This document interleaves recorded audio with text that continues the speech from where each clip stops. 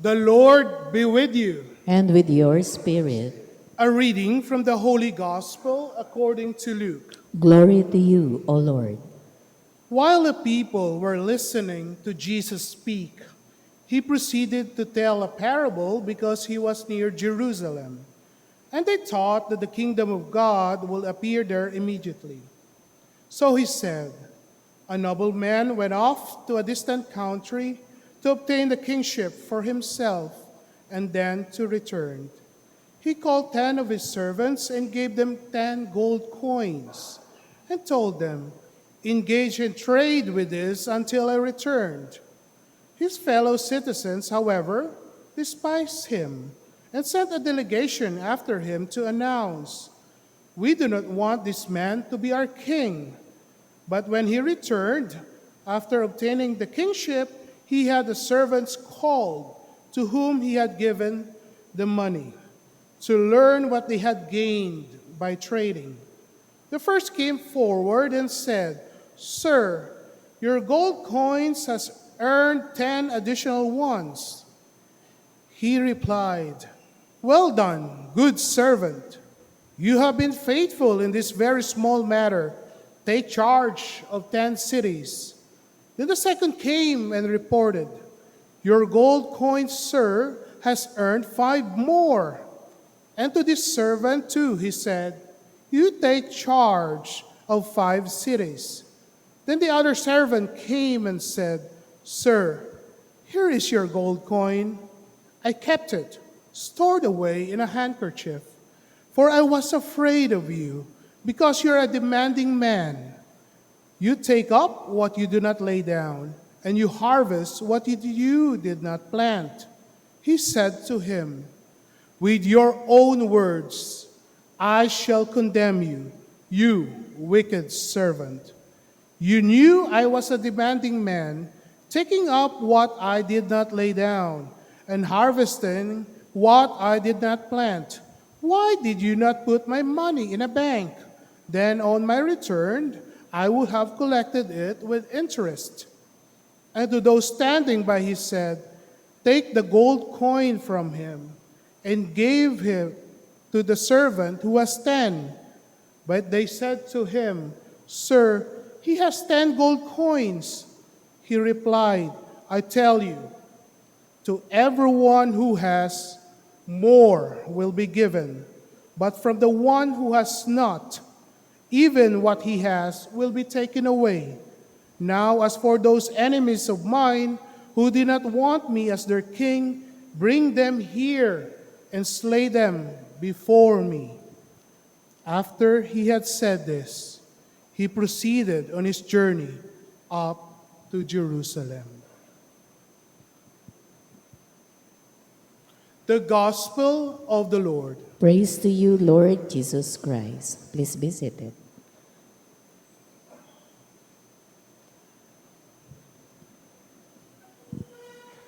Praise be Jesus Christ. Now and forever.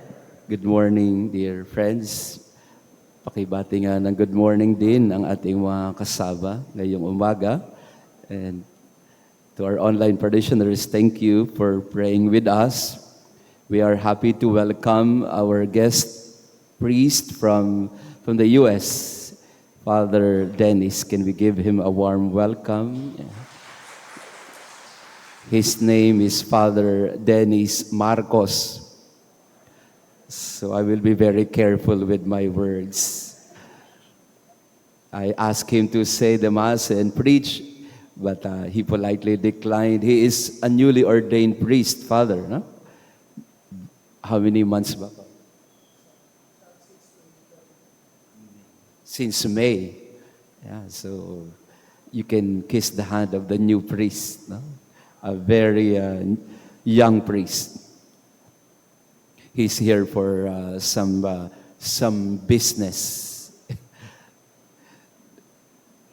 In our gospel today, that's what the king told the servants, the nobleman who went away and entrusted to his servants, each one of them, gold coins, and told them before he left do business with the gold coin.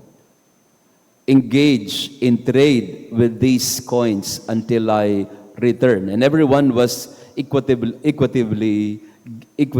given a gold coin. And we know the parable, the story. One made 10 more out of the one coin. The other servant 5 more. And the other servant was afraid because the master is cruel, so he decided to keep it in his handkerchief. I think this is a good reminder to all of us that we will really make an accounting at the end of everything, at the end of it all. We will have to make an accounting and reckoning of God's blessings and gifts, whether we invested or did business with them, whether we took the risk of investing it so it grows, or we allowed fear to take over or dominate us, and we buried our gifts. One writer said, when you bury your gifts, you rob the world of God's love through you. Pagka tinago mo ang bigay ng Diyos sa'yo, hindi mo lang pinagkakait ang sarili mo dahil sakim ka, pinagkakait mo din ang grasya ng Diyos na para sa lahat. So we are all entrusted with gifts. And that point is not about how many or how much we receive. It's what we do with those gifts. And more, how we look at the giver, if we are afraid of him or we trust him enough. And sometimes we have this very distorted image of God that we become afraid of him. That's what the third servant did or did not do. He was afraid of the master. He had this distorted image of his master as a cruel master. And sometimes that is how we relate with God. That is our image of God. We think that God is a cruel, punishing God, and so we become afraid in life. Not just in investing money, but we do not take the risk of living our life to the fullest. We just keep things to ourselves, our talents, our treasures, our time. We think that by keeping it, we will preserve it. But the logic of Jesus is not like that. The more you keep it, the more you lose it.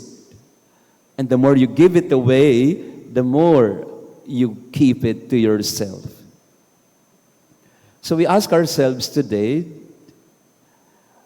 what are we doing with the gifts that the Lord has generously given to us? Maybe from the societal level, we need to make an accounting of ourselves, or magandang pagnilayan din sa ating buhay ngayon. Ano bang ginagawa natin sa biyayang handog ng Diyos sa atin? What do we do with the natural resources that the Lord has given to us so generously here in the Philippines?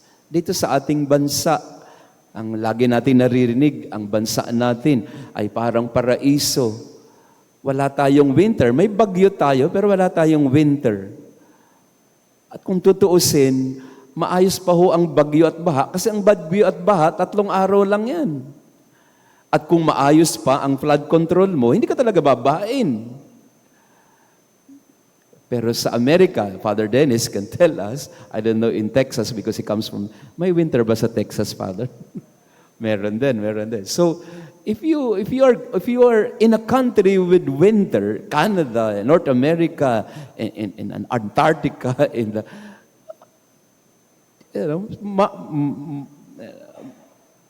gugustuhin mong bumalik ng Pilipinas kasi hindi ka manginginig sa lamig. So again, we ask ourselves, what do we do with what the Lord has given to us? Are we stewards who are ready anytime to invest in the things that come from God? Or are we so afraid that we may lose them? Are we so afraid not to share them? That is why sa atin ay kanya-kanyang kamkam, no? Kanya-kanyang para sa sarili. Na ang para sa lahat ay para sa sarili din. Ganun ang pag-iisip ng magnanakaw. Ang pag-iisip ng magnanakaw ay akin yan, hindi para sa inyo yan. So how do we deal with the resources, with the wealth that the Lord has entrusted to us? We are rich. Mayaman naman din tayo eh. Ang kayamanan natin marahil hindi masusukat sa bank account or sa salapi. Marami dito magaling sa investment.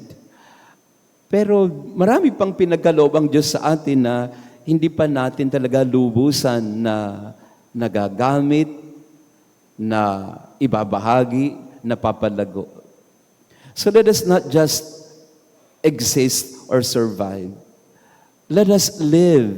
Let us live life to the fullest. And what does it mean to live life to the fullest? Risk. Take the risk of loving. Take the risk of giving. Take the risk of sharing, because when you share, although it's risky, because you might lose everything that you have, but not exactly. In the logic and grammar of God, the more you give, the more things are given back to you. Minsan, matatakotin natin na pagka binahagi natin ang meron tayo, akala natin tayo ang mawawalan, na sa totoo, sa karunungan ng Diyos, yung pagbabahagi mo, mas napaparami pa ang biyaya kasi naibabahagi sa lahat. At yun ang ibig sabihin ng faith. Sa wika natin, mas maganda, pananampalataya. At babaguhin mo rin ang pananaw mo sa pananampalataya. Ang ibig sabihin ay pananampalataya. Ang isang Kristiyano ay palataya, hindi dahil sa sugarol siya. Kung hindi palataya siya, sa lahat ng mga binibigay ng Diyos sa kanya, itinataya niyang lahat. Buhay niya, talento niya, karunungan niya, kaalaman niya, mga biyamang pinagkaloob sa kanya, tinataya niya ito. Hindi niya tinatago sa kanyang lukbutan, hindi niya tinatago sa kanyang cabinet o estante sa bahay. Yung mga corn beef sa estante natin na pinadala galing Amerika, ang hilig-hilig nating magtago ng mga corn beef at mga spam. Di ba? Iniisip natin na pag tinago natin sa cabinet, ayan, hindi tayo mawawalan. Hindi eh. Pag tinago mo ng tinago yan, mag-expire yan, ayan, hindi na pakinabangan. Father, may expiration ba yung corn beef?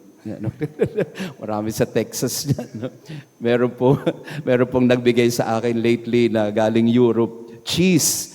1 kilong keso na nasa rep ko ngayon. Nagwo-worry ako. Tinanong ko yung nagbigay. Tinext ko kahapon. Sister, mag-i-expire ba tong keso na galing ng Europe? Sabi niya, Father, basta naka-rep, hindi mag-i-expire yan. Kasi, sister, ang hirap ubusin. 1 kilo pinadala nyo eh. Sa loob-loob ko lang, Father. Ba't di kasi i-share? And sabi ko, masarap eh. Do not be afraid of investing your gifts. When you bury your gifts, you rob the world of God's love. And so in this Mass, we pray for generosity. Na nawawag tayo matakot sa Panginoon na kung ano man ang pinagkaloob niya, ang paniningil niya, darating ang panahon, hindi dahil sa itinago natin ang binigay niya. Ang paniningil niya, darating sa punto ng, ano ginawa mo sa binigay ko sa iyo. Let us not be afraid. Use your gifts. Invest business. Do business with the gifts of God. Not for yourself, but so that the gifts of the Lord may grow through generosity and charity. Praise be Jesus Christ. Now and forever. Maraming salamat po sa inyong pagdalo sa ating banal na misa. Thank you for investing your time for our Eucharistic celebration.